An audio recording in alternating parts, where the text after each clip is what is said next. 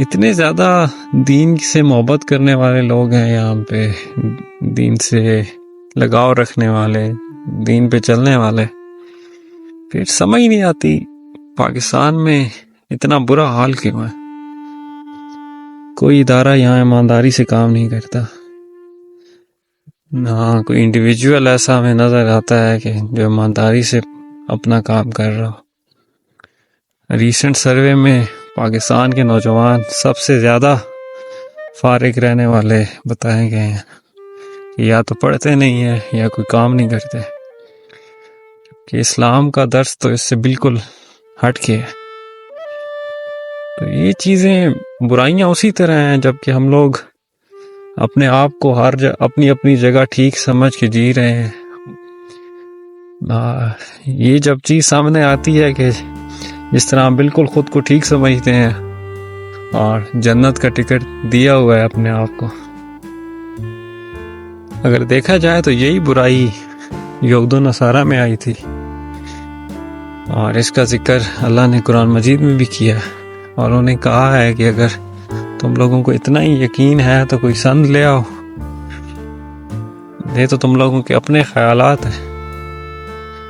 اگر دیکھا جائے اسلام کا عملی طور پہ ہماری زندگیوں میں نماز، روزہ، حج کے علاوہ عمل دخل بہت کم ہے۔ اسلام دین کے طور پہ آیا تھا، ایک رستے کے طور پہ آیا تھا۔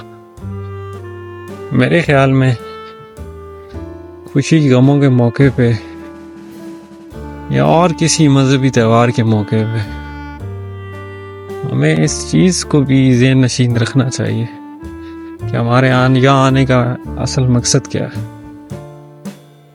ہم یہاں کیوں پہ آئے ہیں، کہاں جانا ہے، یہاں کیا کرنے آئے ہیں، کتنا ٹائم ہے۔ ہم سے پہلے لوگ یہاں آئے تھے تو کیا یہاں ہمیشہ رہے ہیں؟ یہ کچھ چیزیں ہیں جو مسلسل ہمیں خود سے پوچھنی چاہیے، اور اگر ہمیں لگے کہ ہمارا جو بات ہے وہ سیدھے راستے سے ہٹ رہا ہے تو ہمیں کوشش کرنی چاہیے دوبارہ اپنے آپ کو سیدھے راستے پہ لے آئیں۔ آپ پاکستان میں جس سے بھی بات کر لیں، کچھ پوچھ لیں، وہ بالکل ٹھیک ہوگا، اس میں غلطی 1% بھی شاید نہ ہو 100 میں سے، اور دین کے لحاظ سے، دنیا کے لحاظ سے وہ بالکل ٹھیک چل رہا ہوگا، اسے اس بات پہ یقین ہوگا۔ اور دوسروں کا قبول کرنا، دوسروں کو دل میں جگہ دینا، یہ بات تو تقریباً ہم میں ختم ہو گئی ہے۔ میرے خیال میں، مجھے لگتا ہے آپ لوگ بھی ایگری کریں گے، ہمیں تھوڑا زیادہ سیریس ہو گئے زندگی کے مقصد پہ، قرآن مجید کے آنے کے مقصد پہ، اسلام کے مقصد پہ تھوڑا سنجیدگی سے غور و فکر کرنا چاہیے۔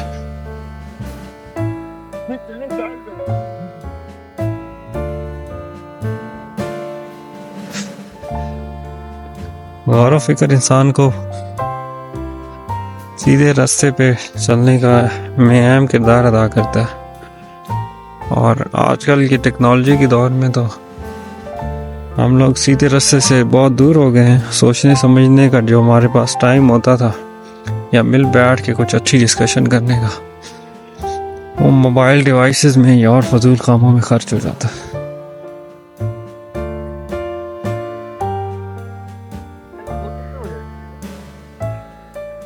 یہ اشرف المخلوقات ہونے کا تقاضا ہے۔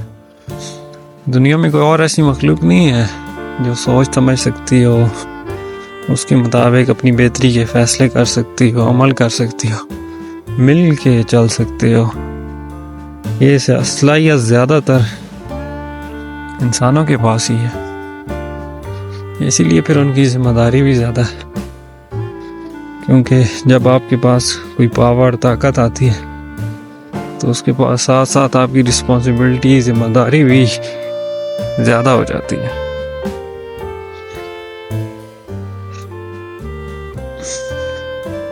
ہمیں یہ عمل مشکل لگے گا کہ اگر ہم چیزیں یہ سمجھ بھی جائیں کیسے تبدیلی آ سکتی ہے، ہم لوگ اکیلے کیا کر سکتے ہیں.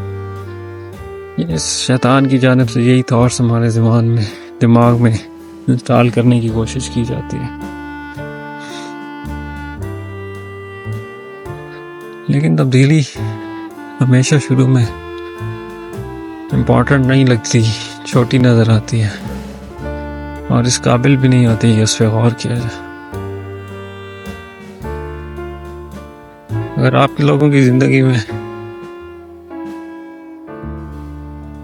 کوئی خاص چینج نہ بھی آیا تو کم از کم آپ کی اپنی زندگی، آپ کی سراؤنڈنگز بہتری کے آثار نظر آنا شروع ہو جائے.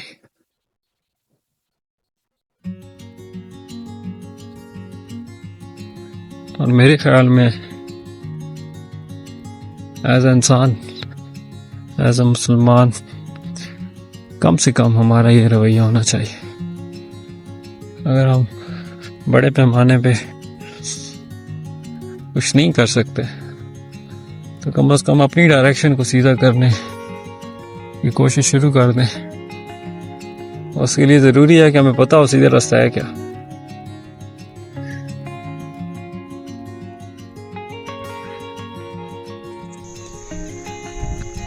امیجن کریں کہ ایسا معاشرہ جہاں پہ لوگوں کو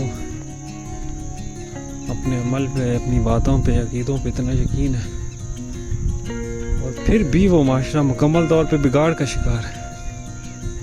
جہاں پہ ہر بندہ ٹھیک ہے وہاں پہ کچھ بھی ٹھیک نہیں ہے. چاہے ان لوگوں کا دین پہ عمل کرنا، دنیا میں آگے بڑھنا، ان کی کوئی سرکاری ادارے ہوں، ان کا ایجوکیشنل سسٹم ہو، ہیلتھ سسٹم ہو، کوئی بھی سسٹم ہو، ہر چیز ان کی کرپٹ ہے.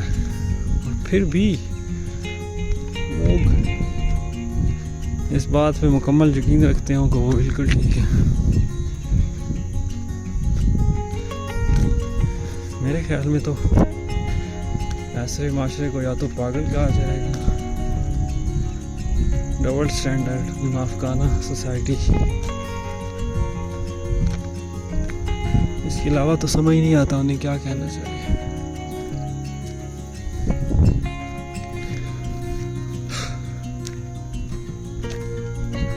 آپ لوگ خود فیصلہ کریں کہ ایسے معاشرے کو کہنا کیا چاہیے. یہ ہم ڈسکس کر لیتے ہیں کہ ان کو تھوڑا کرنا کیا چاہیے. میرے خیال میں تو ہر بندہ ایک اپنے دماغ، دل، سمجھ کے ساتھ پیدا ہو اور وقت کے ساتھ ساتھ جس ماحول میں وہ بڑا ہوتا ہے چیزیں اس میں انسٹال ہونا شروع ہو جاتی ہیں. اس کا ایک اپنا پوائنٹ آف ویو بنتا ہے، سوچ بنتی ہے، بننی بھی چاہیے. ہمیں کسی بھی چیز کو بغیر سوچے سمجھے فالو نہیں کرنا چاہیے، کیونکہ یہ ہماری زندگی ہے تو اس کی مکمل ذمہ داری بھی ہمارے اوپر آتی ہے.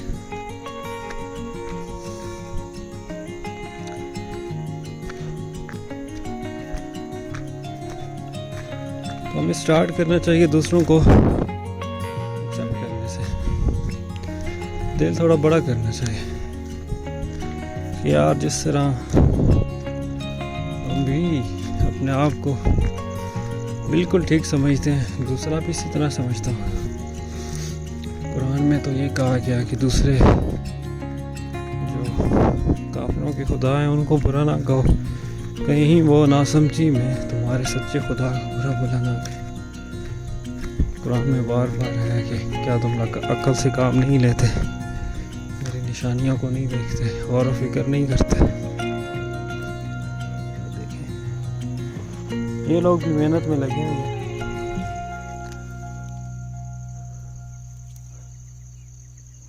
اور پاکستانی نوجوان دنیا میں سب سے نکمے نوجوان سامنے آئے ہیں.